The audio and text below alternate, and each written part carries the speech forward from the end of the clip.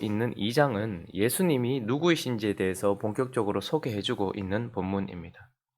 우리는 먼저 2장을 시작하면서 이 누가를 통해서 하나님은 아구스도라는 그 당시 로마 초대 황제, 강력한 그 황제와의 대비를 통하여서 예수 그리스도는 밤에 우리를, 자기 양떼를, 자기 백성을 지키시며 하나님의 진노로부터 우리를 벗어나게 해서 하늘의 평화를 가져다 주시기 위하여서 몸을 입고 하나님이신 그분이 인성을 입으시고 겸손하게 이 땅에 오신 겸손의 왕이다, 우리의 왕이다라고 그렇게 먼저 예수 그리스도를 소개했습니다. 그리고 우리는 어제 본문을 통하여서 성령의 충만함을 입었던 선지자의 입을 통하여서 그분은 우리의 더럽고 추악한 마음을 비추시고 그런 우리를 구원하실 구원의 길을 비춰주시는 이방의 빛이기도 하고 이스라엘의 영광이기도 하신, 그래서 우리에게 구원을, 그래서 우리 자신을 찢고 우리 자신을 찌르는 자들에게 다시 일으킴을 세워주시는 구원을 비추어주시는 진리, 바로 참 선지자시다, 이렇게 말씀을 나눴습니다. 이제 오늘 본문은요, 누가복음 전체에서, 그리고 복음서 전체에서 예수 그리스도의 가장 첫 번째 음성, 실제 그분이 하신 음성이 들려지고 있는 본문인데, 그래서 이제 우리는 그분의 입을 통하여서 소년 시절 그분이 말씀하셨던 그분의 음성을 통하여서 그분이 누구이신지를 또 찾아보려고 합니다. 그 첫 번째는요, 예수 그리스도는 자신의 입술을 통하여서 우리에게 예수님은 성전에 계시는 분이다라고 우리에게 말씀해 주고 있습니다. 여러분, 오늘 본문 말씀 좀 재밌지 않습니까? 누가가 왜 그 의사였던 그 철저한 사람이 그 많은 자료들 중에 왜 하필 예수님을 잃어버렸던, 그러니까 마리아와 요셉이 예수님을 잃어버렸던 예수님 미아 사건에 대해서 우리에게 이야기를 해주고 있을까요? 41절에 보면 때는 해마다 있는 유월절이었습니다. 유월절에 예루살렘으로 올라갔다라고 말하고 있고요. 그리고 42절을 보면 예수님이 몇 살 때시라고 말씀합니까? 12살 때, 그러니까 아주 어릴 때, 지금 주아보다 더 어린 거죠. 초등학교 5학년 정도 되는 시기였습니다. 그래 절개를 따라서 유월절에 올라갔는데요. 43절에 보니까 그 유월절을 잘 마쳤습니다. 일주일간 있죠. 유월절이 시작해서 무교절 일주일 동안 이어지는 그 절기를 잘 마치고, 그러니까 이스라엘에게 있어서는 가장 3대 절기 중에서도 최고의 절기죠. 유월절을 지키는 동안 잘 지켰고, 그 올라갈 때 아마 나사렛에서 동네에서 친족들과 다 같이 올라갔을 거예요. 그러니까 내려올 때에 아마 동행 중에 있는 줄 알았던 것 같아요. 그래서 43절에 보니까 예수님이 예루살렘에 계시는데 부모는 알지 못했고 있겠거니라고 생각을 했어요. 그리고 44절에 보니까요, 동행주는 있는 줄로 생각했는데 하루 동안 내려와서 보니까 없는 거죠. 예수님을 잃어버린 것입니다. 그래서 45절에 보니까 만나지 못했으니까 다시 왔던 길로 찾으면서 올라가는 거예요. 얼마나 놀랬겠습니까? 그냥 아들도 아니고 첫 아들인데다가 그냥 아들도 아니고 하나님의 아들을 잃어버렸으니 얼마나 놀랬겠어요. 그래서 46절에 보니까 하룻길을 내려왔고 하룻길을 올라갔고 하룻길을 찾았어요. 그래서 며칠 만에요? 사흘 만에 예수를 다시 만났다라고 말씀하고 있습니다. 여러분, 이 예수님의 유년 시절 12세 때에 6월절에 예수님을 잃어버렸고요. 3일 만에 다시 찾은 이야기. 그래서 예수님 어머니 마리아와 그 아버지가 얼마나 놀랬겠어요. 그런데 보니까 성전에 앉아서 느긋하게 선생들하고 랍비들하고 이야기하고 있는 것이죠.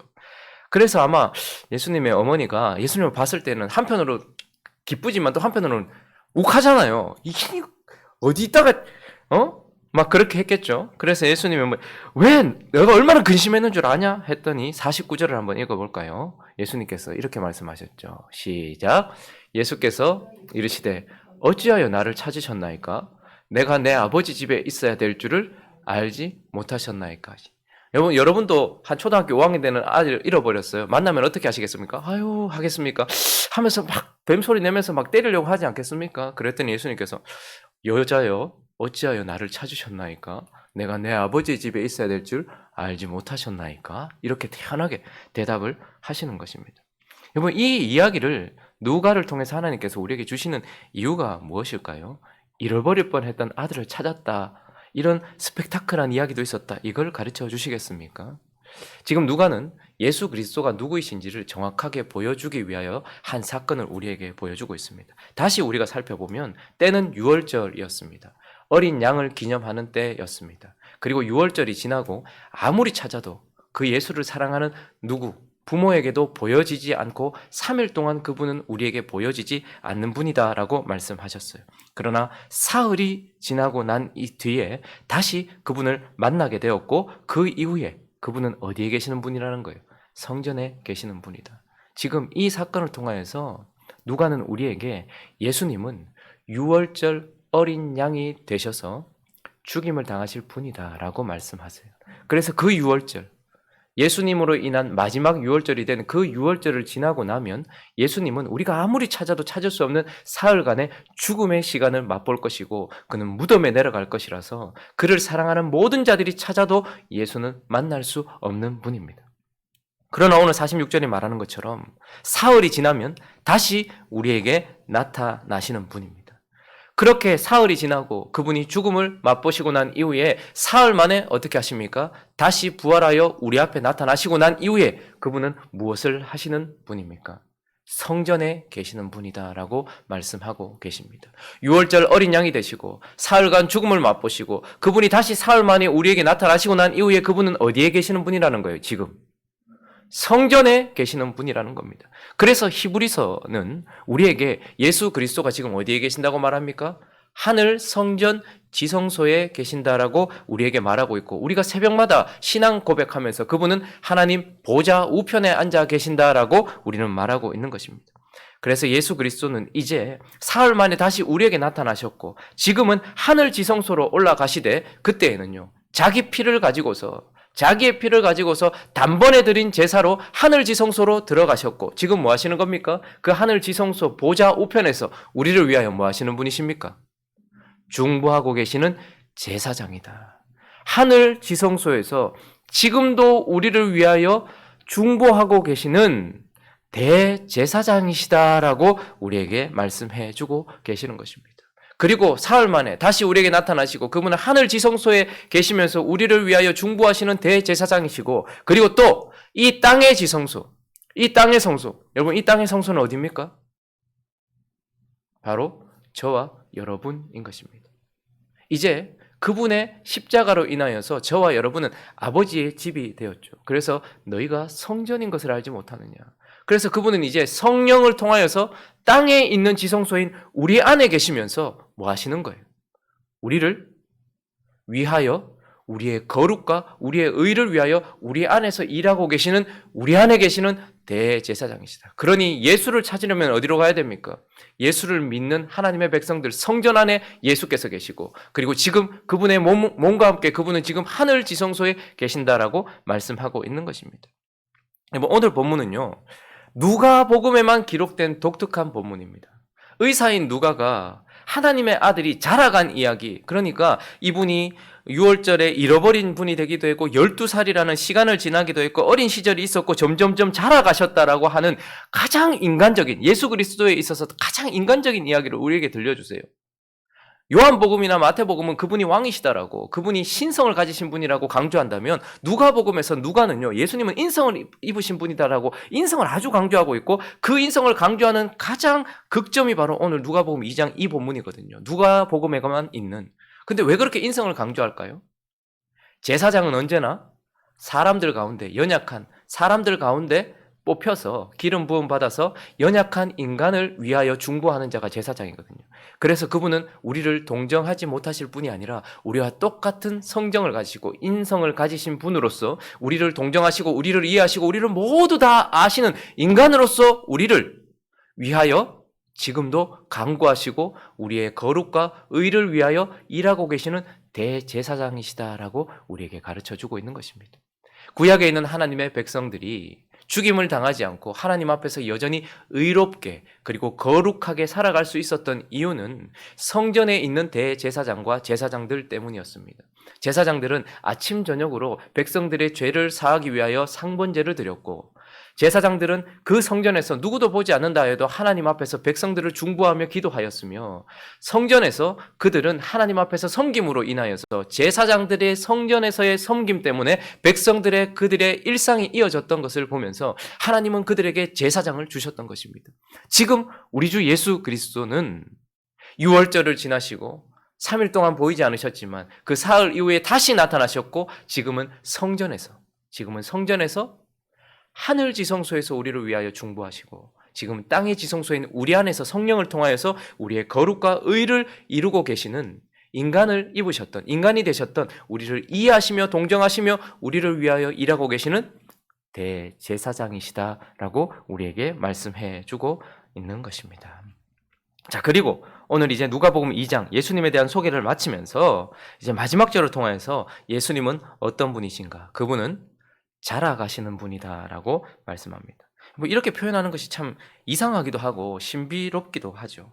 하나님은 아담과 하와를 창조하셨을 때는 완성품으로, 그러니까 자라는 존재가 아니라 딱 이렇게 창조하셨던 것 같아요. 그런데 하나님의 아들이, 오늘 52절을 한번 읽어볼까요?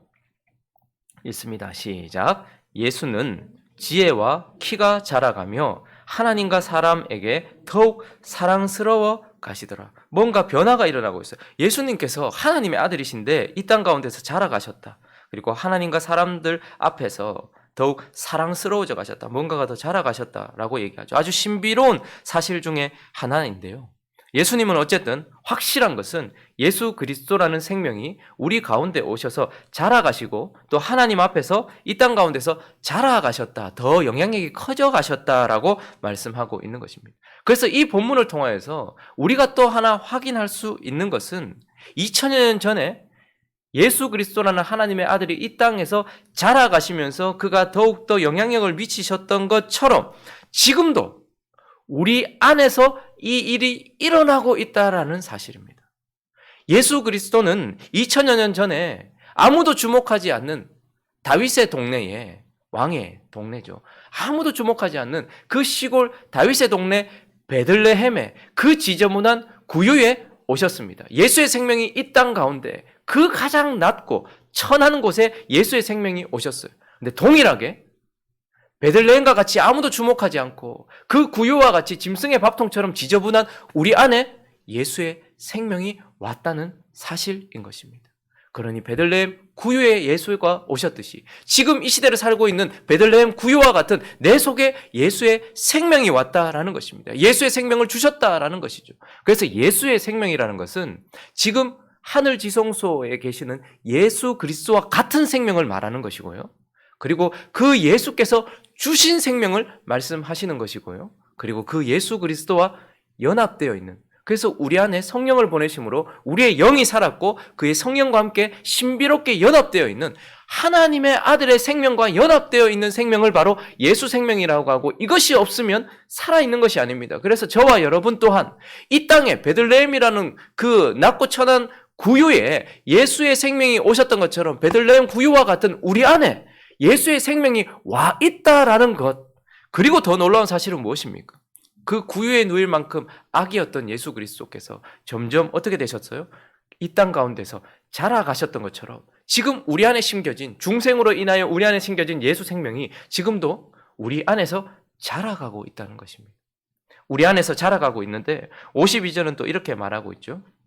예수는 지혜와 키가 자라가며, 그러니까 그분이 자라가신다라고 말하고 있고, 또 하나님과 사람에게 더욱 사랑스러워 가시더라. 저기서 사랑스러워 가시더라라고 한 저 단어는 카리스라는 단어예요. 그러니까 은총, 은혜라는 단어입니다.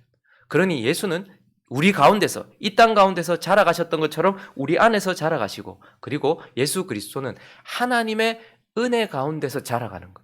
예수 그리스도의 생명이 이 땅 가운데서는 하나님의 은혜, 하나님의 은총 가운데서 자라가는 생명이다라고 말하고 있고, 지금 우리 안에 계신 예수 그리스도의 생명도 하나님의 은혜 가운데서 점점 커지고 자라고 있다고 말씀하고 있습니다. 그리고 하나님과 또 사람에게, 사람의 축복과 사람의 은총 속에, 그러니까 우리가 그분을 사랑하는 그 사랑 속에서 그 생명이 자라가고 있다라고 말씀하고 있는 것이죠.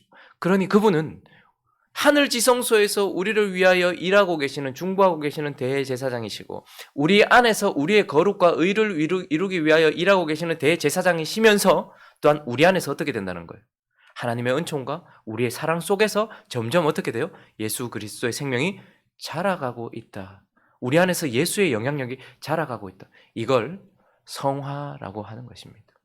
우리의 자녀들이 그 어머니의 태를 열고서 그 태 속에서 자궁을 열고서 나왔을 때는 크면 3점 몇 킬로, 뭐 작으면 2점 몇 킬로 이렇게 작은 생명이 어머니의 젖을 먹고 축복 속에서 점점점 자라가서 성숙하는 것처럼 우리 안에도 베들레헴 구유 같은 베들레헴 같이 낮고 구유 같이 지저분한 우리 안에 예수 생명이 왔는데 그대로 있습니까? 완성된 모습으로 왔습니까? 아니요. 그렇지 않습니다. 예수 그리스도의 생명이 우리 속에 작은 생명으로 심겨지고 그 이후에 어떻게 됩니까? 이 안에서 자라가기 시작하되 하나님의 은혜와 우리의 축복과 사랑 속에서 그 영향력이 점점점 자라가고 있는 예수 생명. 그래서 그걸 성화라고 하고 성숙이라고 하고 우리의 사명이 그것 중에 하나인 것입니다. 자녀를 낳은 어미가 자식을 키우는 것이 사명인 것처럼 예수 생명을 받은 우리는 나의 옛자는 죽이고 죄는 죽이고 내 안에 생명으로 심겨진 예수 그리스도의 생명에 계속해서 생명을 불어넣으면서 그것을 자라게 하는 것. 그래서 그분을 닮아가는 것, 그분의 생명으로서 그분을 닮아가는 것, 이것이 우리의 사명이고 예수 그리스도는 성전 안에 계시면서 성전된 우리 속에서 점점 자라가고 계시는 분이다라고 말씀하고 있는 것입니다. 말씀을 정리하겠습니다.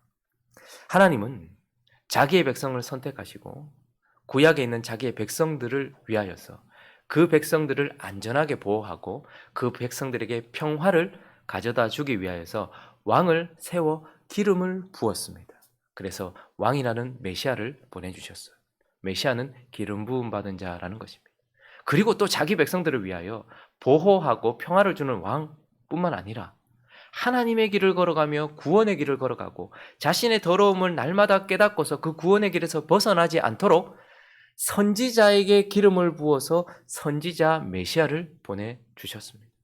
그리고 그 백성들이 여전히 부패하고 더러운 그들 가운데서 하나님 앞에 설 수 있는 의를 가져다 주며 그리고 그들이 하나님 앞에 거룩하게 자라갈 수 있도록 하나님은 사람들 가운데 연약한 사람들 가운데 기름을 부어 제사장을 세우셔서 메시아를 통하여서 하나님의 백성들이 의롭고 거룩한 가운데 자라가도록 제사장을 보내주셨습니다.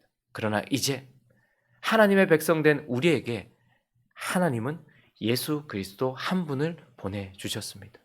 누가복음 2장 전체를 통하여서 아구수도와 대비하시면서 그 왕은 우리를 밤에 지키시고 하나님의 진노로부터 벗어나서 하늘의 평화를 가져다 주시는 그분은 겸손의 왕이시다라고 말씀하고 있습니다. 그리고 우리는 더럽고 부패한 우리의 마음을 보면서 그런 우리를 구원하실 그 구원의 길에서 벗어나지 않도록 우리에게 끊임없이 진리의 빛을 비춰주시는 그 진리의 빛을 비춰주시는 예수 그리스도가 우리에게 선지자로 와 계시다라고 우리에게 말씀하고 있습니다.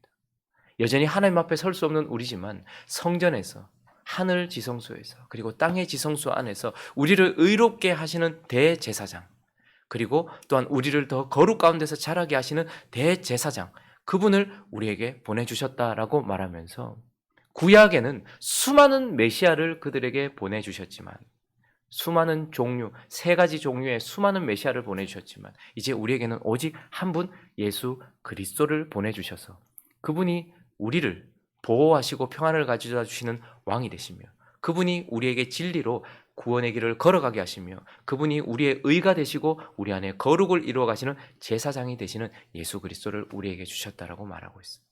그래서 성경은 예수 그리스도 한 분이면 충분하다라고 우리에게 말하고 있고 이제 우리가 그 말씀을 아멘으로 받아서 예수 그리스도 한 분이면 충분합니다. 이렇게 고백해야 하는 것이 바로 하나님의 백성들의 사명이요 또한 기쁨인 것입니다. 예수면 충분합니다 라고 말하는 것이 그분이 우리에게 물질을 주시고 돈을 주시고 건강을 주시고 내게 마음의 위로를 주시기 때문에 고백하는 그 사람들과 달리 우리는 예수 한 분이면 충분합니다. 왜요? 그분이 우리를 보호하시는 평화를 가져다 주시는 왕이기 때문에 그렇습니다. 그래서 오늘 이 아침에 이 말씀을 받는 우리 모두가 그분의 평안을 누리는 하나님의 백성 되기를 예수 그리스도의 이름으로 축원합니다. 그리고 우리가 아무리 정신이 없어도 그분이 진리로서 우리 자신을 비추시고 우리 자신이 걸어가야 될 구원의 길을 비춰주시기 때문에 그분의 진리를 따라가는 저와 여러분 되시기를 예수 그리스도의 이름으로 축원합니다. 그리고 마지막으로 우리는 우리를 바라볼 것이 아니라 우리 안에 계시며 하늘 지성소에 계시는 예수 그리스도로 말미암아 하나님 앞에 설 수 있는 의를 얻은 자요. 그분의 사역으로 말미암아 구약에 있는 백성들이 제사장들의 사역으로 인하여서 거룩하게 되었던 것처럼 우리 또한 예수 그리스도로 인하여서 의롭고 거룩하게 되었다라는 것을 기억하면서 하나님께 주님이면 충분합니다라고 고백하며 걸어가는 저와 여러분 되시기를 예수 그리스도의 이름으로 축원합니다. 기도하겠습니다.